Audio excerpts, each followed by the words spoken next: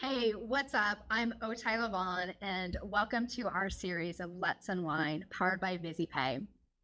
This unique live stream is different from our tech-related content and our small business spotlight. It is a Red Table Talk inspired conversation where we are going to get real, unfiltered, and disturb the comfortable.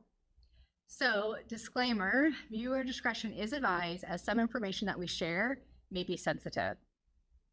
For those that are joining us virtually, we encourage you to participate in the conversation, message in the chat below, and we're going to do our best to answer them. And then the last thing, if you like the information that we shared today, don't forget to click that subscribe button, get your notifications, and most importantly, tell us your thoughts. We want to hear what you're thinking. We want to create content that is tailored to your interest. So, my friends, raise up your glasses, your drinks, your soda, whatever you have, and let's unwind. Cheers. Cheers.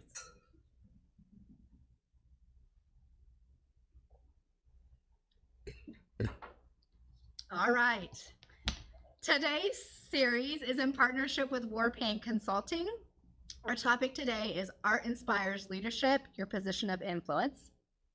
I'd like to introduce to you Genevieve Dozier, an influencer, a mother, a sexual assault survivor. So, Genevieve, can I call you Vivi? Yes. You once said to me that everything you do revolves around art. And before we dive into our topic, I want you to share a little bit more about yourself. Tell us about who you are. Awesome. Well, I am going to be 40 Yes, on January 40. 2nd. So it's a big milestone for me. And as I think about the last almost 40 years of my life, I kind of recapped it in that I went from a dirt road to the boardroom with Paris in between. So I grew up in a small town, about 2,000 people. We didn't even have a stoplight until I was in high school. And all I wanted to do was to get out. I wanted to get out of the town. And at a certain point, I saw college as my way out. And so I worked really hard and focused on everything I needed to do to get a great college application so that I could get into college. But before college, some of the art that really inspired me and ultimately would at times transport me. So if I was at home, in my room, at school, maybe in an uncomfortable situation, I would go to music. And I would let the lyrics transport me by listening to what they were saying, by knowing, being inspired by what they were saying and knowing that my feelings, I wasn't alone. And then movies transported me too. I remember thinking, when I watched Jurassic Park, I was like, oh, maybe I could be an archaeologist, right? I'm sitting there in my, a single wide trailer thinking this. And I remember watching Independence Day and being inspired by Bill Pullman's role and thinking, oh, maybe I could be the president of the United States of America. Not that I have any desire to go in politics, but it was just the fact that those things for me, that art really expanded possibilities, right? So they actually gave me possibilities. And so I did end up obviously going to college on scholarships, loans, grants. My parents helped pay some student loans as well, but it definitely wasn't given to me. Nothing was given to me. I worked really hard. I actually, while I was full-time enrolled in college, I was giving college tours on campus, getting paid like $20 a tour. I was working on a work study on the campus, like either in the library or the admissions office. And then I was also working at different stores in the mall as much as I could to help pay for things that I needed during college. While I was in college, I studied fashion design. That's actually what I started out wanting to be. I was So cool. Inspired that for that art, right? That's a form of art. I was actually inspired by my grandmother because she started painting when she was 15, ended up having my mother when she was 19, and couldn't continue in her art school that she was enrolled in, and started a career in the bank and in business because she had a daughter unmarried in 1958. a very different time then. Yeah.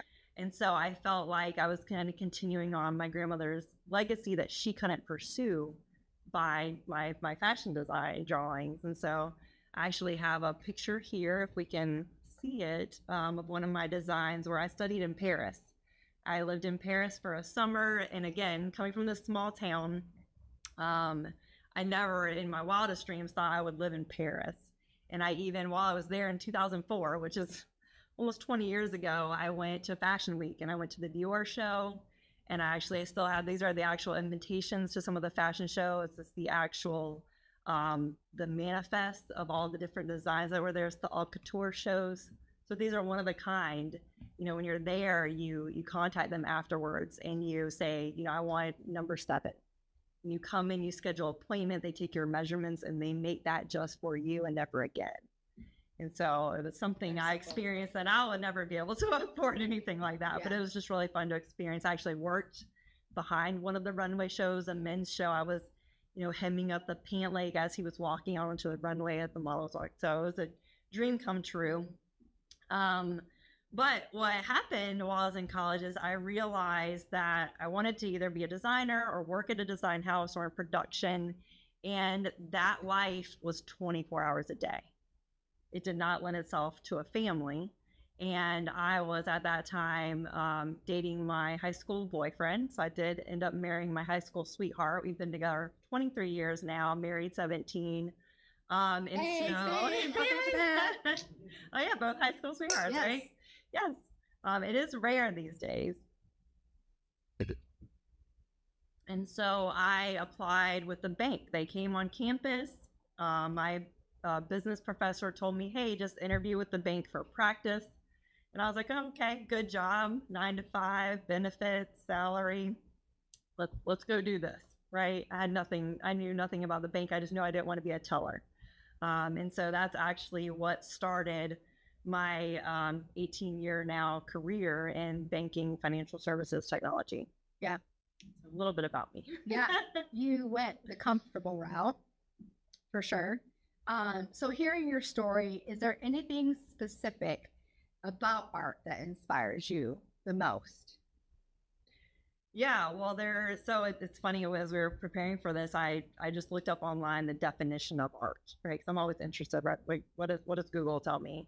And it's as I was typing art, it auto-populated artificial intelligence and just went to results. And I was like, oh, that's scary. I feel like the computer was taking over. That's crazy. I was like, no, I want art.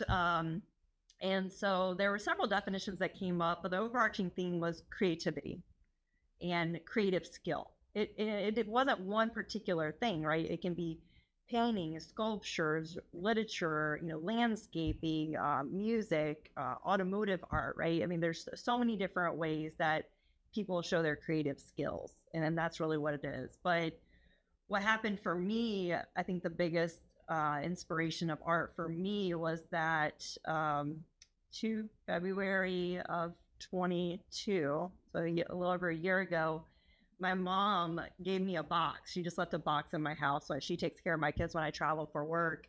And it was middle school, high school, Genevieve was on the box. And I was like, oh my gosh. I was like, I do not even want to open this and see what little handwritten letters are in there, like the little, match thing, from the old square. I had a lot of letters. I told my kids, I was like, these are like text messages, yeah. Folded up, yes. Notebook paper. Yes. But what I found in there was a poem, and I brought it, and it's the actual poem that I wrote in high school, and it actually has my teacher's comments on the back of it. And my mom didn't date it, but I think it was 10th grade, so it would have been 1999 or 2000, and I didn't remember writing it. And when I read it, I was like, wow. Yeah. Like, I wrote this, and I was like, this was this girl at that time. And it kind of explained a lot to me. Yeah, will you share it? Read it to you guys? Yes. So the title of it is She. I'm just going to show everybody again. Like day and night, she rises and falls. Surreptitiously, she feels, but every day she goes on with her head held high. She seems as vulnerable as a baby snake, but it doesn't take long for her defenses to flare up. And as fierce as a shark, she has never learned to trust. She seems sweet and delicate like a daisy, but redundantly being hurt. She has become as callous as a cactus. At first sight, they think she is as fortunate as the lucky number 7, but in due time, fate causes her with the ill-fated number 13.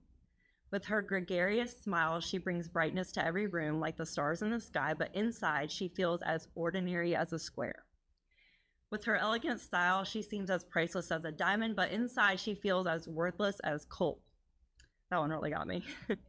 With her benevolence, she is as reassuring to a friend as a rainbow after a storm to the survivors, but she feels like a precarious tornado destroying everything in its path. No one really knows her.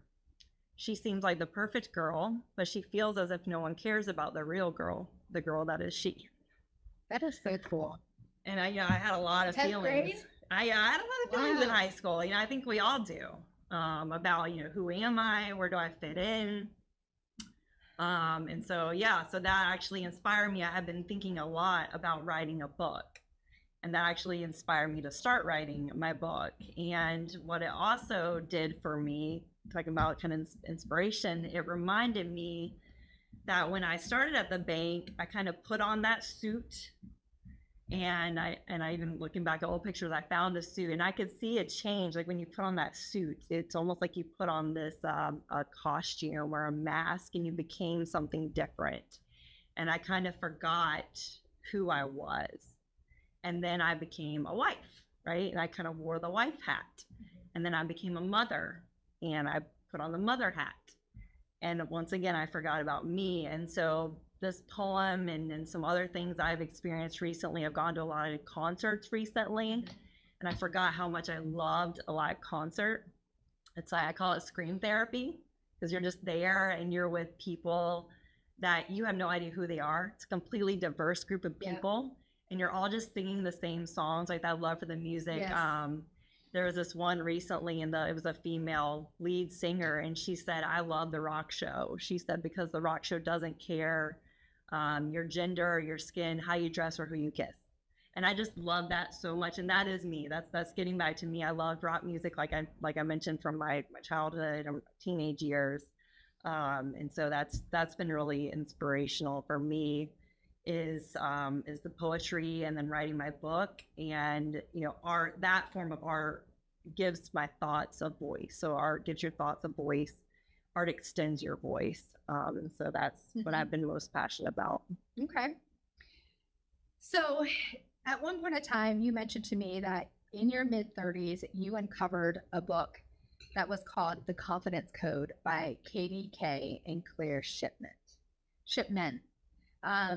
Why did this book change your outlook on life?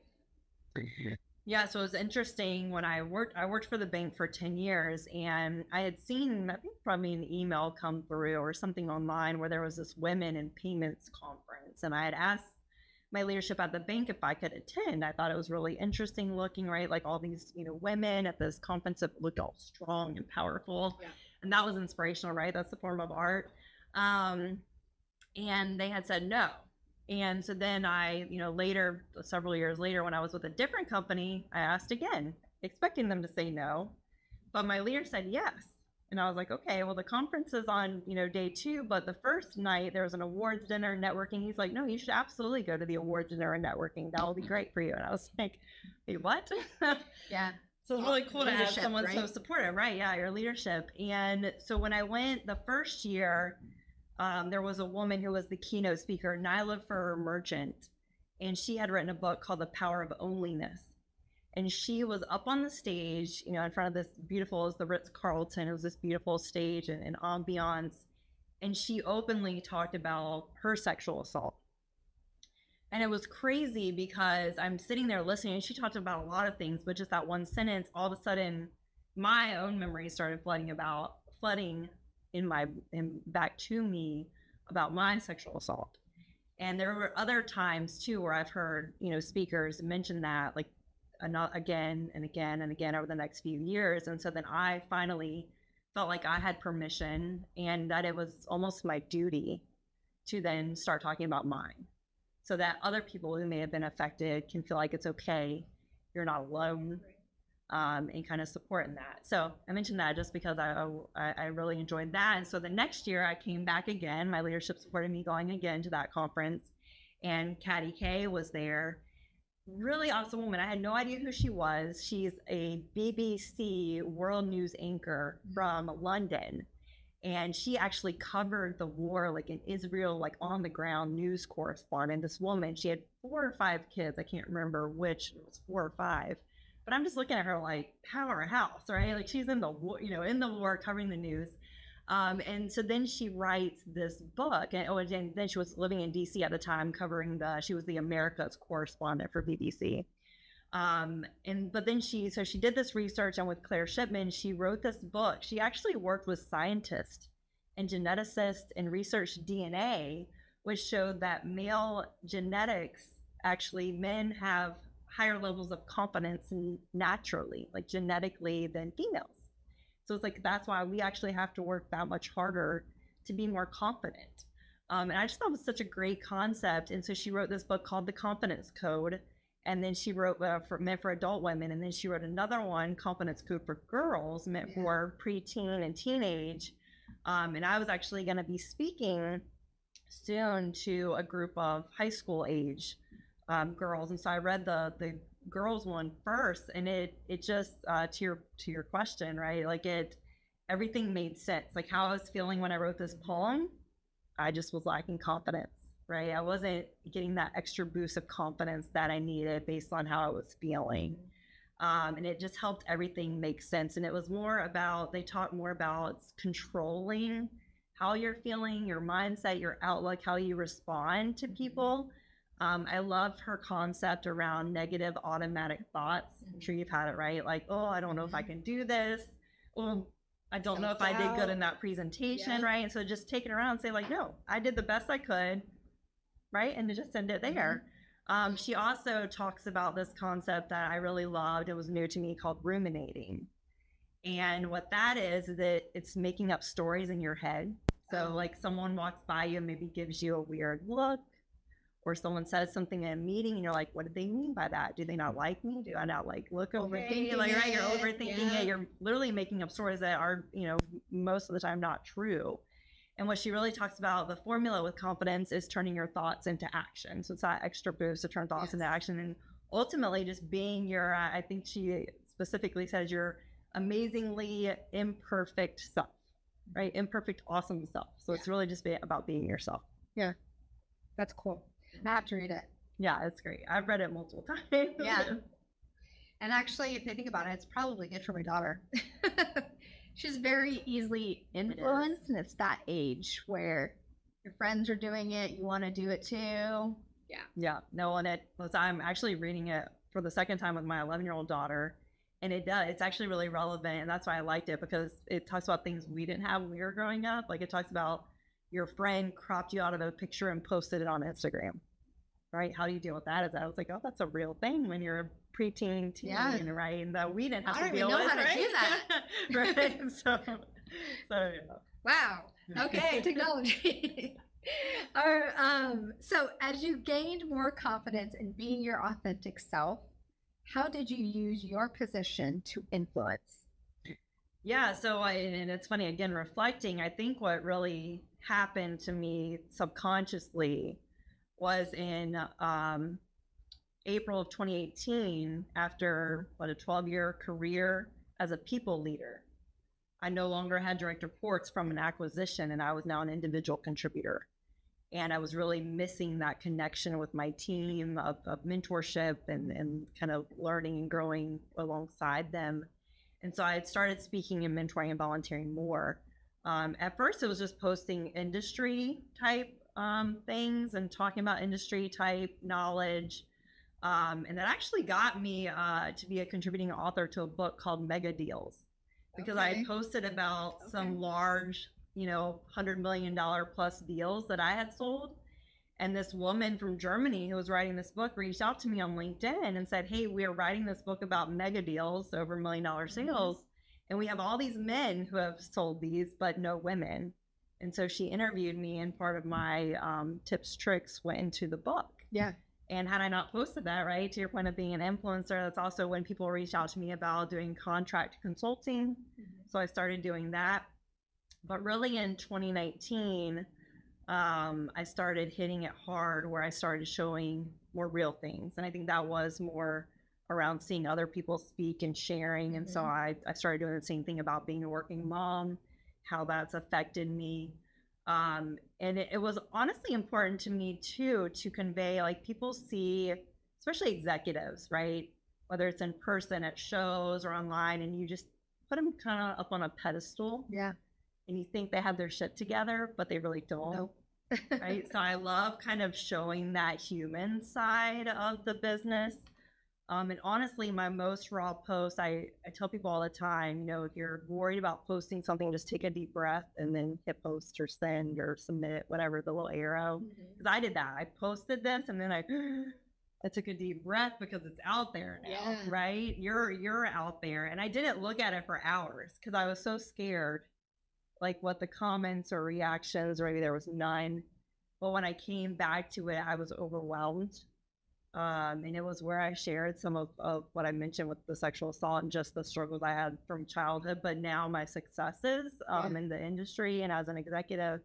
But that post had 220,000 views, 2,500 reactions, 500 comments, and I was just blown away that, you know, people related to that.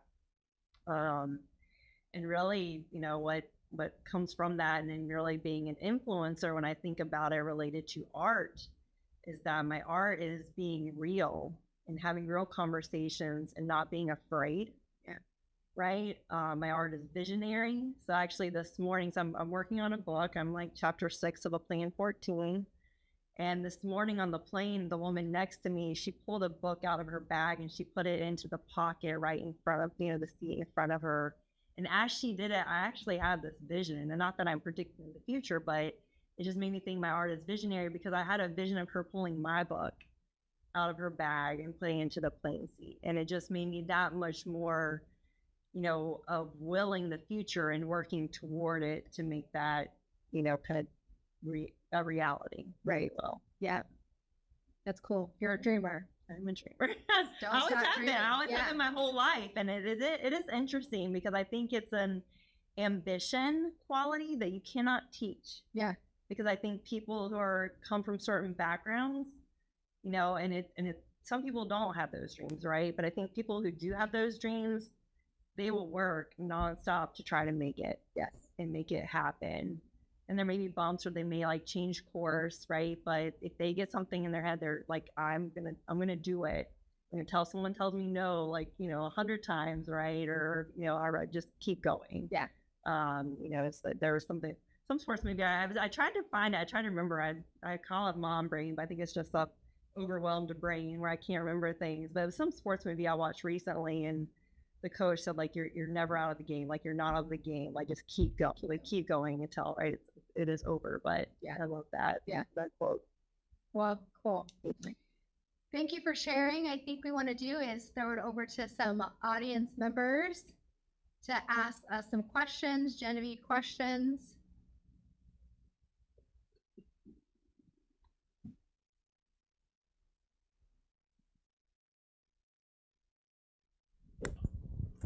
So I had prepared questions, but listening to you definitely made me want to pivot for what I was going to ask you. And so at the beginning of the discussion, you had brought up being from a small town and coming from a low income area.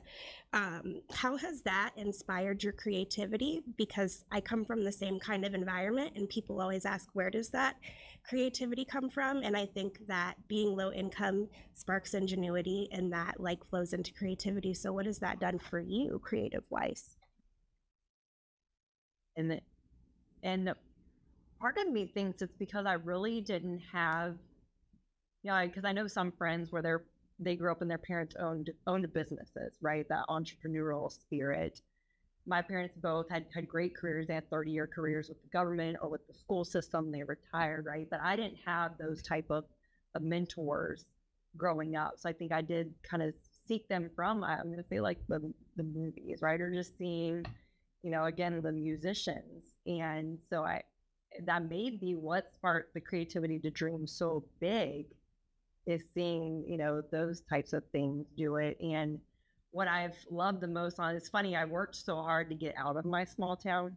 And then 15 years later, I returned to raise my family, to be closer to my family while they help a lot when I travel.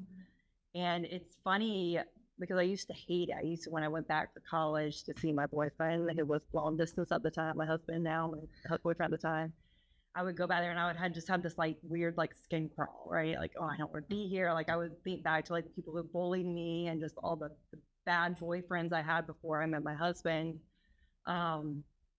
And I didn't want to be there. But when I went back 15 years later, I had this weird, overwhelming sense of peace when I was there and driving through it. And it's been interesting now being there, and people see what I'm doing. And it's been really important for me. Actually, before I even started talking in the industry, I went back to my local middle school and high school, and I talked to them and I said, hey, I was literally in your seat.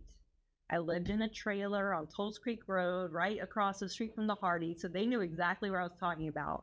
And I talked about very specific situations of bullying, or not making the cheerleading team, not making the softball team, feeling like I didn't have any group or, anywhere I belonged. And so I try to kind of let them know that's where I was. And I get a lot of head nods where I know those kids are kind of going through maybe what I went through.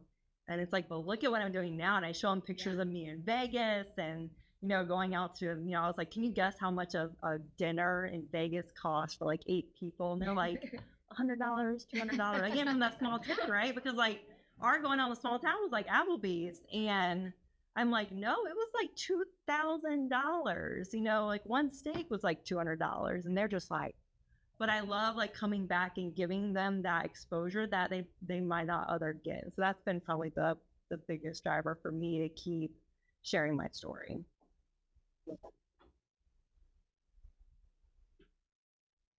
One thing that I would like to know is if there's a favorite type of art medium that you have used to better understand your leadership, I guess capabilities, or what that would look like. Yeah, I don't know. Yeah. I still try to do it. It's funny, I was just telling Ty, I used to have a fashion blog, but I don't have time for that. And actually I stopped it when I became a mom, and then I picked it up again, and then I became a mom for the second time, and then I stopped it. So I still like doing some social media stuff around fashion. That makes me feel good. It makes me happy because it pulls from the old me. But really, actually, what I've done this year is I've started writing poetry again. And it's been more, this was very, and I can tell in that high school poem, I spent a lot of time on it. More what is mine. I think the first time I wrote the poem this past year was I was washing my face in the mirror. I was taking my makeup off for the day. And I just started like crying a little bit, just thinking about things. But what happened in my head of thinking was it's more prose. So it's just like quick hit phrases of how I was thinking. And I stopped myself. I wiped my tears. I wiped you had the dark mascara in your eyes, right? Been there, I wiped it off. And I went in and I wrote down my thoughts. And so I've written now about 10 poems this year, all over the place, right? Mom guilt, right? Twas the night before the work trip when my daughter was like begging me to not go, right? Things like that. But I actually have one here if you'll allow me to share it, because it's a newer one, so it's a new style. But I feel like what I was telling her, Ty, actually before this, is what I love about art and poetry especially, but it can be paintings. I have a lot of paintings I would have loved to bring them, but I couldn't fit them on the plane, especially one my grandma drew when she was 15. And then another one that a high school classmate actually drew. I'll share really quick about that. I'll digress and then I come back. But it looks like a woman, and she could be perceived as a mermaid, kind of the colors in the painting. And I saw it when I moved back home, and it was actually a classmate that I wasn't really friends with him, but I wasn't not friends with him, but I had no idea he painted. And he owned this boutique with jewelry that he made and paintings, and he was selling clothing. I was like, that's amazing. Like, I wish I would have known you more in high school, right? But this woman, as you look at it, you could take it two ways. It either looks like she's drowning, or it looks like she's coming up for air. And so I love that when you think about kind of art. But so I'll share this poem just because it's new. And again, I think a lot of people can relate to it. And I think you would take it potentially different ways, right? So the title of the poem is called Fight. We all fight battles. We all wear armor until we don't anymore, until we take off our armor, until we let our courage allow ourselves to stop fighting, to stop trying to be who we think we are supposed to be and be who we are, to open up and be honest, completely bare with ourselves and with others. What comes from our mouth comes from our heart, and then we can feel peace. Wow. Yeah. I like that. That's pretty good. Any other questions? So I know you shared at the beginning that you actually started off school as a fashion major. So, and then you kind of, decided to take that safe route. But now after, years and a lot of success in, the financial service industry, do you look back and see that as like not a regret, but like, do you look back and think like this was the right choice, or how do you kind of feel like, about that decision that you made years ago? Yeah. And it's funny. I hate the word failure and I hate the word regret. I always look at every experience as a blessing or a lesson, like something great happened from it, or you learn something from it. I think that's how we have to do, because we can't look back on things and just really beat ourselves up about it, right? But it is what it is. We can't change it. It's funny, after having such a tough high school experience, college was amazing. Like, I look back and it's like, that's who I was meant to be. Like, I finally had a great group of friends. Like, we were all like-minded. We were all from small towns or economic background. We loved the fashion of it. So there was like that group. And then there was the other group that was more of the rich girls. And they were just wearing the Dior, the Louis Vuitton, but they didn't like appreciate the actual art of the fashion. No, I don't think I would go back. And it is interesting because I made that decision because I realized, hey, you have to go to these parties till 2 a.m., right? And these fashion shows, you have to be here or be there. And I already knew I wanted to get married to my boyfriend and have a family. And it's funny because I went to the bank and I was married, obviously, before I had kids. I mean, I would work 12-hour days. That was before you had work remote. I was in the office. I would come in on holidays and work. I mean, I was just career, right? And it worked. And I feel like I peaked maybe too early, because when I was 30, I was the youngest and the only female. I was reporting to the president of the company. And I was responsible for product pricing, marketing, sales support, sales training, and large national sales. And it was like, okay, what now? What now? And I started feeling that a lot. I started feeling a lot of feelings. And then finally that feeling kicked in, where it was like, I just want to be a good mom. I remember saying that at some point, because my kids at that point were 5 and 3. And they were the last to get picked up at daycare and the first to get dropped off at like 6A to 6P. Those were their daycare hours. And so I think it's interesting, because I think back that, when I made that decision before I graduated college, 2005, maybe I made that decision about work-life balance. That wasn't even a term back in 2005. And then it kind of came around again full circle in 2015, where it's like, okay, I went down this path. I did what I said I didn't want to do. And now I'm going to redirect it. So now I do feel like, I ended up getting a job with a vendor that I worked with at the bank, who saw my potential and hired me to go work for a technology company that owned a payment gateway. And he wanted me to lead a division there, and it was work from home. This was in 2016, so before work from home was cool, or a thing with the pandemic. And that's where I really felt like I was a good mom, because I was home, but I was still excelling in my career. But I felt like I saw my kids a lot more. My husband became a stay-at-home dad at that point, and he would stay home dad for 2 years. And so now, I mean, do I kind of picture a life where I was the, fancy fashion designer? Absolutely. But would I go back and change it? No.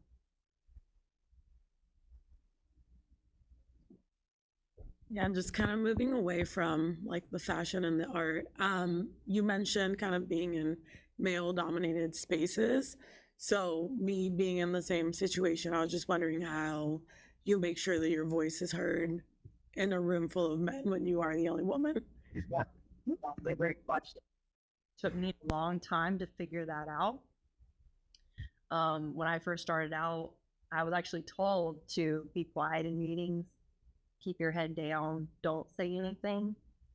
And it was more so because they said, hey, if you're going to be in a meeting with the president of the division and you say something, you better be ready to back it up.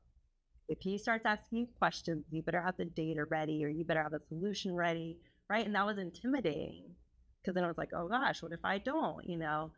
And so it was good because my first role was in product. And so I became a subject matter expert of everything merchant services in the industry. I knew all the terminals, all the gift cards, all the, you know, everything, all the gateways, right? And so then I think that helped me build my confidence of my knowledge where I would be able to, you know, stand my ground and actually know what I was talking about to then start speaking up. And then I did. Because I knew I was, you know, I was knowledgeable. And then it got to a point where I was respected, I was valued. They created a position just for me to be a leader and gave me a team because they wanted me to continue my knowledge. So I never worked in the pricing, I didn't know interchange, I just knew product. So then they put me in charge of a team that was going to do pricing, right? So then I had to learn that. And I think so that's like kind of the first biggest thing I had to overcome in the male dominated kind of environment. The second thing was where, you know, there are guys that are going to say things that are going to make you not feel good. And there are guys that are going to support you and advocate you. So it's finding those guys that are going to support you and advocate you. And then it's standing up to the ones that are talking to you like they shouldn't. I had one guy that was a peer. And he said a lot of things to me, and I just kind of brushed it off, or I would just laugh. But I come home and say something to my husband, he was like, "No, he shouldn't have said that," right? And sometimes I ask him because I'm like, "Am I overthinking this, right? Like, should I not?" He's like, "No." And so finally, there was one meeting, but it took me, I think, getting to a leadership position, right, where I was his peer to stand up. Where he said one time in a meeting, "Genevieve, hun," he said, "actually, about a product," And what he said about the product was wrong because I was like, I'm the product manager, like I know, right? And so I stopped him. I said, "Chris," I said, "first off, don't call me hun." And I said, "second off, about the product." And he was like, okay, you know. But from that moment on, he never said anything out of line again. And I think it was because now he respected me for standing up for myself. So it was an interesting kind of place to be in. And again, I think the other big thing, and as I worked at other companies, is finding those people that advocate for you and support you. Then they stand up on your behalf. So one time so fast forward several years later, I was in a client advisory board meeting, the only female out of 20 plus with, you know, other employees, but then our customers as well, our clients. And this one guy, which he was from a different country. So sometimes that's been interesting for me as well. So different cultures, right? And how they treat women and how they, you know, and sometimes you have to kind of let that, right? Depending on what it is. That's going to be a chapter in my book, right? Different cultures and religions even that look at women differently. But this guy said, you know, we need to separate the boys from the girls, right? Talking, and I don't remember exactly what he talking about, but he said that. And the gentleman to my right was my peer and an advocate. He grew up with a single mom. He and I talked a lot about stuff like that. But he quickly stopped him in front of everyone. And he was not a leader at all in that meeting. We had folks, guys that were higher up. But he said, "No, excuse me, sir. I think you meant to say we need to separate the boys from the men." And so I loved how he took that and he twisted it, right, to make it more, you know, female positive, right? He just took the females out of the equation there. Yeah. So yeah, hopefully that's something good. Calling him out. Yeah. Cool. Do we have anyone virtually that has a question for us? Okay. Any other last questions for Genevieve? Yes. guys allowed to, yeah, question? My leather jacket. Oh, you don't need to put the camera on me. That's okay. So my question is more about the influencer side of things. So I can't tell you how many times I've sat down at the laptop to type something out and then said, man, who really gives a shit about this? I don't think I'm going to share this, you know? So can you talk about your confidence journey in sharing? Because a lot of what you share is takes a lot of guts. It's very brave of you to share, right? Especially a lot of the personal things. And it ties in very well to your leadership skills. So can you talk a little bit about your confidence journey, how you got there? I love that. And I can tell you what keeps me going and keeps me sharing. Because I have those thoughts too sometimes, especially if I do something and I get a low engagement out of it, right? Not a lot of reactions or views and things like that. But what keeps me going is if someone messages me. A lot of times people will direct message. They won't react to it online. They won't comment because they don't want someone else to see it, like a coworker. I've seen that. Or something, right? And so they'll direct message me and say, thank you. I really appreciate what you said. I hope that I can be able to share my story, similar story as well one day. And so that's what keeps me going, is that if something I post can help someone. And I try to always keep the content to where what I'm saying is helpful, right? How is this going to help someone? Is what I always try to think when I'm posting. And I think the confidence journey was really just that, was me, myself, that the first time I was, I guess back in 2019, it was really people. I was actually doing an interview recently and someone talked about, what was something that you did that you didn't think you would be able to do, but someone encouraged you to do it. So I think sometimes you have to have people that tell you to do something and then you do it and you're like, oh, that wasn't so bad, right? So it's like, hey, you should apply for this program. I was like, oh, I'll never get that. So I apply, what the heck? What's the worst that happens? I don't get it. And then I got it. And I was like, oh, wait, okay. And then you apply for something else and you get it. And what happened was I got into this Money 2020 program in 2019. It was the second year they were doing it, where they were really trying to foster building female fintech leaders, future female fintech leaders. And something they did that was really neat in one of the sessions was we all had this like paddle, like I think of it like an old church fan, like the paper church fan, right? Small town. But what they did was they told us, as you have speakers on the stage, and if they say something that you resonate with, you don't have to say anything. You just hold your paddle up. And so it's kind of the way of the speaker saying like, okay, yeah, this is, you feel this too, or you know what I'm saying, like, you know what I'm talking about. And so I love that because it was this quiet, just acknowledgement of like, I'm here too. And so I think about that too sometimes with the online journey. And it is interesting too, because sometimes people don't comment or message or react, but then I see them in person and they're like, oh yeah, I saw that post the other day, I really liked it. Or, they'll comment on it. I was like, well, why didn't you react or comment? Or, but it's like, I think people see you, even though they might not tell you, they see you. Or even, like I said, my hometown, this girl that works at a small local barbecue restaurant, I know her from our local church. And she reached out to me on Facebook, where I share sometimes my outfit of the day. I call it, right? That's my fashion. And sometimes same thing. I don't think, okay, but my daughter's like, oh my gosh, your posts are so cringy, mom. Like, why do you post this? And I'm like, well, because other moms might like it who are cringy like me, right? But so she reached out and she just got a job at the local chamber of commerce. And she's never had like a professional job before. She always worked in the restaurant industry, or she's been a stay-at-home mom a lot of her life. And so she said, I've been rotating the same cardigan, blouse, and pair of slacks. She was like, what do you recommend I can buy? She said, I always see your pictures and they look so professional, but like edgy and cute and comfortable. She's like, where can I buy it? Where can I buy it affordably? And so that was just even like something new or missed out. Honestly, I didn't know that I could affect and have that kind of impact on someone, even just someone local that's not even in our industry, but is, asking about like how to dress professionally, right? So yeah.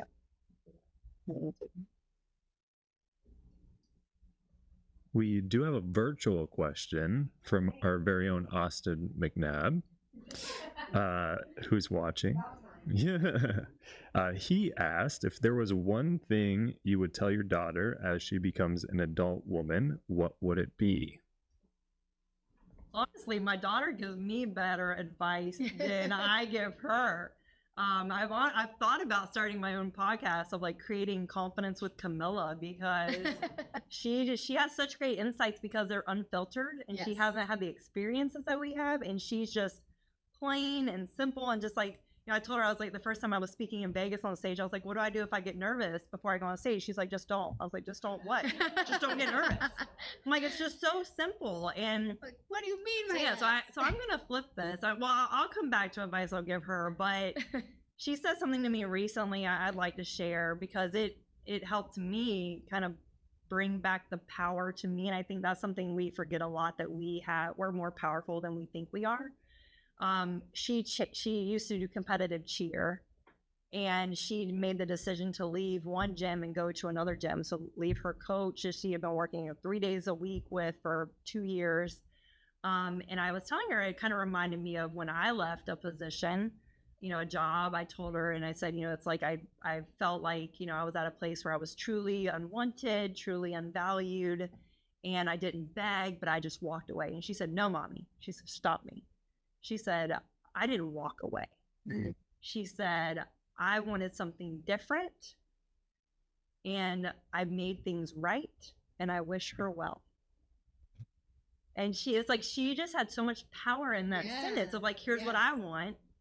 You know, I made things right. I took control, and I wished them well, where I was kind of giving my old kind of coworkers, if you will, more power over my decision. She's like, no bad blood. Right. Yeah. No. So she's incredible. So I do go to my kids a lot for advice because it is so great. But I mean, I think the biggest advice I probably give them, you know, she right now aspires to be a doctor. My son aspires to do something in software development. We will see what ends up happening. They're 13 and 11. My daughter actually wants to deliver babies. I'm sorry, you know what that's? Okay, let's go. But I'm encouraging them 100%, and I think it is a couple of pieces of advice I give them is to be kind to everyone. Yeah. Don't judge anyone, because you've been in that place before. You shouldn't do that, right? That's the biggest kindness. I think an art, right? We talk about art, the art of kindness. Yes. It's huge in our world today. It needs to be more. So I tell them that all the time. I tell them, yeah, the sky's the limit. If you want to be a doctor and deliver babies, then do it. But you've got to put in the work, right? Don't let anyone ever tell you can't. And I think it just comes back to that confidence. I taught that. I'm actually, again, I think I said that already, but reading that book with confidence. And my son has a bad habit right now of judging people and kind of being negative and saying mean things. And I think it is because he has a lack of confidence in himself, and he's kind of going this way. But my daughter, she's super confident, and she's just very optimistic. And so I think just maintaining that, being kind, and then not limiting yourself with what you can do. Great. Well, I thank you for joining us today in our first ever Let's Unwind series. If you like the content that you're hearing, make sure you click that subscribe button again, get the notifications, and also don't forget to provide feedback to us, because your feedback is important. It will help us create content that you may like and enjoy and want to hear. Thank you all. We appreciate your time. Peace.